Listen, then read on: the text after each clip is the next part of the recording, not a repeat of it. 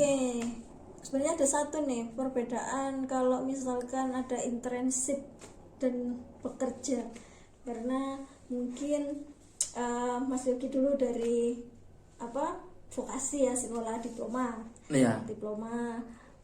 terus kalau di Hongaria internship ya, orang Indonesia diploma Iya. dia ke Hungaria Iya. itu internship ya kan, internship itu apakah sama dengan work permit atau dengan orang yang bekerja permitnya? Gimana? Atau tak tahu kabar dari Nah, sejauh ini saya itu embassy atau gimana? dengar internship, Pak. Dengar internship itu dari teman-teman pelajar Hongaria di sini ya. Internship itu apa, tak tanya. Ini magang, Mas, gitu. Oh, magang. Oh, sama kayak waktu aku dulu ya. Dulu aku di sekolah juga di non vokasi ya. Non vokasi, sekolah yang praktek itu non vokasi kan. Sekolah vokasi. Vokasi ya, sekolah vokasi. Jadi di bidang perhotelan. Nah, saya magang, ternyata magang itu bahasa kerennya internship. Dulu tapi saya nggak magang di luar. Teman-teman saya itu magang di luar negeri. Waktu itu hanya di Malaysia. Cuman aku salahnya tuh waktu itu nggak tanya-tanya visanya, Mbak. Jadi aku nggak tahu mereka pakai visa apa gitu kan.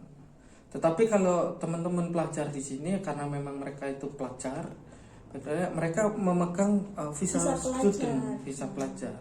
Mereka itu kan kewajiban kalau internship, misalnya 6 bulan, 3 bulan gitu. Itu perusahaan-perusahaan di sini bisa menerima seperti itu. Tapi sejauh ini yang saya temuin itu hanya anak-anak student yang melakukan. Bahkan waktu itu ada teman pelajar Indonesia di Hongaria, mereka nanya, ada nggak di tempat kerja Mas program internship? Wah, nanti tak tanyain kok gituin kan. Saya nggak tahu, tapi saya rasa ada, Mbak. Tapi kalau internship itu visanya atau resident permitnya itu akan berbeda sebenarnya dengan working permit. Kalau saya pernah ngikuti kemarin webinar tentang keimigrasian, itu memang berbeda, Mas. Berbeda ya. Internship itu ada visanya sendiri. Tapi kalau visa Mukafalas tadi itu kan working, berarti kita bekerja sebenarnya. Ya. Kita bekerja yang dimana itu digaji per jam. Kalau internship itu ada paid sama unpaid internship, dan itu visanya akan berbeda. Itu gantung dari agreement dengan company itu yang kita mau internshipkan, mau bayar kita berapa kayak gitu. Jadi kalau misalkan teman-teman yang dari Indonesia udah lulus ke sini internship, itu kayaknya bukan internship ya menurut saya, karena dari keimigrasian itu kalau internship itu mereka masih sekolah, masih aktif ya, sebagai mahasiswa gitu, dan ke sini itu visanya visa internship gitu. Iya, kalau itu aku belum ini, Mbak, belum tahu sampai sejauh itu ya, belum. Karena memang selama ini ketemunya ya Pekerja ya, teman-teman pekerja biasa dan teman-teman pelajar lah. Kalau pelajar kan ya mereka pasti pemegang visa student. Kalau saya pemegang visa kerja. Nah, kalau visa internship atau memang sebenarnya banyak kan, kalau visa-visa itu ada visa job seeker segala. Itu aku gimana cara bentuknya juga. Itu siapa yang berhak menerima visa job seeker itu gimana. Lalu ada nanti family. Lalu ada holiday visa. Kalau di Australia itu ada dia working holiday visa. Working holiday visa. Nah, itu aku belum punya kenalan atau kolega atau teman yang benar-benar punya experience ya, yang mana bisa kita share ke teman-teman gitu. Mungkin ya nanti kalau ada teman-teman yang punya pengalaman, oh aku di sini belajar internship di sana, mungkin kita bisa saling share gitu. Ya ini menarik juga ya itu, karena siapa tahu saya punya saudara mau kesini dengan jalur itu kan. Tuh. Bagus juga. Ya namanya orang mau menggapai mimpi ya. Pasti ya. Apalagi masih muda kan, Iya, masih iya. misalkan kalau internship itu anak-anak vokasi D3, D4 ke luar negeri, nanti Iya. pulang dapat Iya. SKS, kredit, ijazah. Iya, iya, iya. Ya saya dulu, teman saya juga dulu, dia magang 6 bulan itu ke Thailand sama ke Malaysia. Ya dia pulang, dia cerita, oh lumayan lah dapat pesangon katanya. Tapi pesangonnya setelah selesai gitu, setelah selesai 6 bulan training, pas kita mau pulang baru dikasih pesangon. Terus tak tanya lah hari-harinya, ya kita disediain mes gitu. Jadi berat atau ringannya pekerjaan itu nggak bisa digeneralisir ya. Terus misalnya, weh bro, lu jangan ke sana deh, gitu. Kesana kerjanya berat. Saya nggak boleh generalisir begitu. Gitu. Harus kita ya secara detail dilihat, diraba, diterawang, jangan sawang sinawang. Wah aku lihat, wah kamu enak. Jadi di bidang mana aja itu pasti kerja ya begitulah. Tergantung kita, apa tujuan kita kerja. Kalau aku tujuan kerja ya untuk hidup, ya itu kewajiban saya harus. Oke. Terus Mas ini tadi uang perubahan kontrak Ya. itu apa perubahan kontrak? Setelah 3 bulan di perubahan kontrak atau seperti ketika ada promosi terus dapat ini? Ya, ada perubahan kontrak. kalau setelah 90 hari itu nggak ada perubahan kontrak. Nah, kecuali ada promosi Senang-senangnya. ya. Kecuali dia naik promosi, gajinya harus ditambah, harus dinaikin, terus ada benefit lain, itu harus dirubah kontraknya secara total. Dan itu harus dilaporkan ke payroll ya. Jadi Iya, itu iya. company harus Jadi di sini iya ya, sistem pembayaran di sini itu payroll company di sini tuh banyak di Hongaria. Nah, karena ngelink ke ya, pajak tadi ya, karena ke semua di terintegrasi. Hongaria ini apa ya, pajaknya bagus lah, orang-orang itu pada bayar pajak Wajib, semua. ya. Walaupun memang kadang ada yang menghindari, tapi nggak bisa ya, tetap wajib pajak di sini. Itu mungkin nanti harus kita tiru di negara kita. Cuman ya di sini kita bayar pajak, kita masih merasakan lah fasilitas publik, misalnya public transport di sini itu kan pasti uang dari pajak, atau jalan-jalan raya, trotoar, pokoknya public space di situ. Di sini kita pasti. Apalagi kalau playground anak-anak itu Ya. gratis banget, nggak perlu ke mall ya. Iya. Kalau main apapun itu Iya, udah di sini itu ya. mau main Pokoknya apapun ada. pokoknya nggak usah ya. Ya itu tadi pajaknya 33,5 kalau 33,5 di atas tahun. 25. Kayak saya ini 33,5%. Oke deh. Terus ada lagi nih Mas terakhir ya, hak yang bisa diambil ketika di PHK sepihak. Adakah di PHK sepihak? Maksudnya itu kan mungkin karena tadi ya unofficial leave 3 hari, terus haknya apa dia terkait tadi uang pesangon. Ini harus dikelirkan lagi karena banyak yang bertanya seperti itu, karena Indonesian culture ya. Iya. Kan itu tadi loh. Di sini nggak ada, Mbak. Ya. Haknya apa? Haknya ya kamu dapat living paper, itu hak Ya penting. seperti itu. Itu penting ya Mas sebenarnya. Itu mereka berhak untuk dapat itu. mendapatkan living paper. Nah, ketika perusahaan itu nggak ngasih, nah ini tanda kutip ya. Living paper, ketika kalian resign, living paper itu diisut dalam kurun waktu 5 hari. Mungkin kalau setelah 2 hari belum menerima living paper atau apa, lebih baik tanya. Ataukah sudah dikirim melalui pos atau salah alamat kita kan nggak ya di sini kan email lah minimal.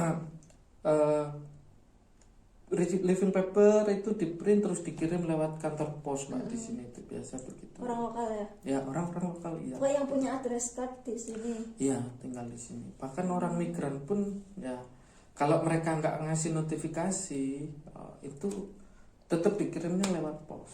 Nah, kalau kita bilang, oh aku mau resign, udah resign nih, aku nggak tinggal di tempat sana lagi, bisa nggak dikirim secara digital? Bisa gitu.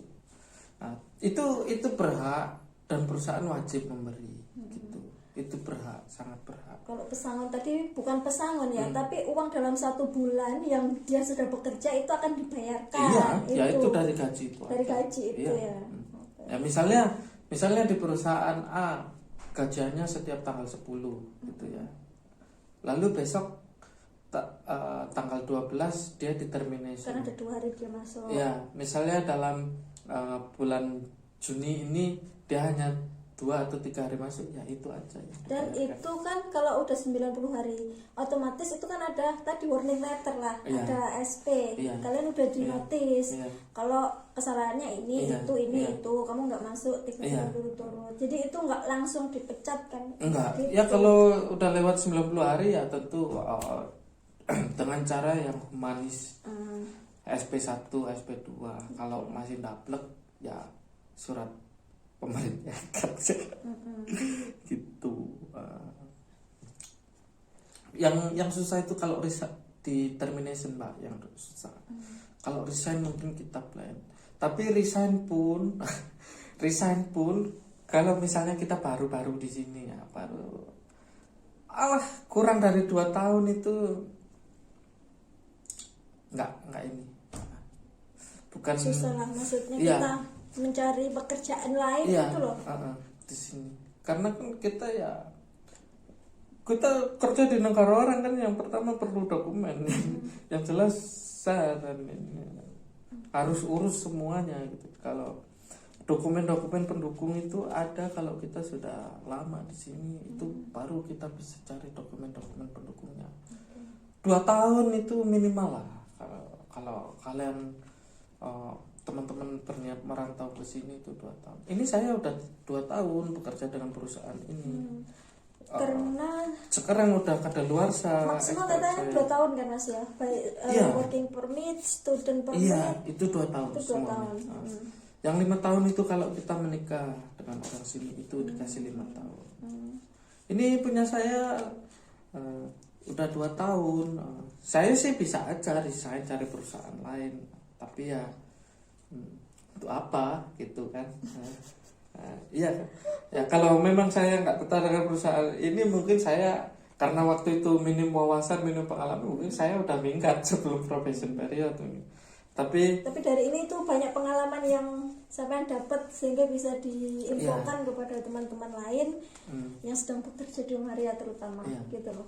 apa yang saya ceritakan ini tidak tidak komplit atau masih ada kurang-kurangnya, ya kita nanti sharing-sharing lagi. Oh misalnya Mbak Frisa, di perusahaan sana begini Mas, begini di perusahaan ini itu gimana? Berbeda Supaya nggak terjadi kecemburuan sosial atau apa, karena regulasi tetap berbeda-beda Mbak. Ada perusahaan saya punya teman perempuan, dia bekerja di perusahaan manpower di Indonesia di sini. Ketika dia sakit itu nggak dibayar, jadi mau sakit aja tapi nggak dibayar. Tapi tempat saya bekerja ini selama saya bisa melampirkan surat dokter yang resmi itu dibayar. Nilainya berapa? 70%. Ya gitu. Nilainya 70%. Jadi berbeda ya setiap kebijakan dari Hungaria sendiri ada kebijakan, terus nanti ada turunannya lagi dari perusahaan atau institusi. Gitu. Nah, sama ya berarti berbeda. Nah, kalau sakit kenapa dibayar 70%? 70% itu uangnya bukan dari perusahaan yang meng-hire saya bekerja, Mbak. 70% yang dibayarkan ke saya ketika saya sakit itu uangnya dari government, dari pemerintah. Tapi syaratnya harus ada surat dari dokter. Iya, nah surat dari dokter itu kuncinya ini. Nah, nanti ketika kita di sana, dokter itu hanya minta nomornya, mereka akan melihat, oh ini non aktif, oh ini aktif, itu di sistem itu udah terbaca. Nah, inilah fungsi dari 18,5% itu tadi. Ketika kita sakit, tidak bisa bekerja, kita bisa melampirkan surat kerja, kita masih bisa menerima gitu, masih menerima uang walaupun jumlahnya hanya 70%. Ya kalau 70% buat saya bukan hanya ya, itu udah lebih dari cukup. Daripada saya sakit-sakit harus kerja, hidung meler gitu kan, hanya untuk mendapatkan 100% bayaran kan selisihnya 30%. Kesehatan kan lebih mahal gitu. Nah itu di sini biaya berobat mahal sekali kalau kita nggak punya ini apa social tax ini, social security ini. Ini sangat safe, kalau orang punya ini sangat aman, enak Mbak, ini manfaatnya banyak. Walaupun bentuknya kayak gini ya, orang ngeliat apa sih ini, tapi ini sangat berguna, sangat bermanfaat bagi kita.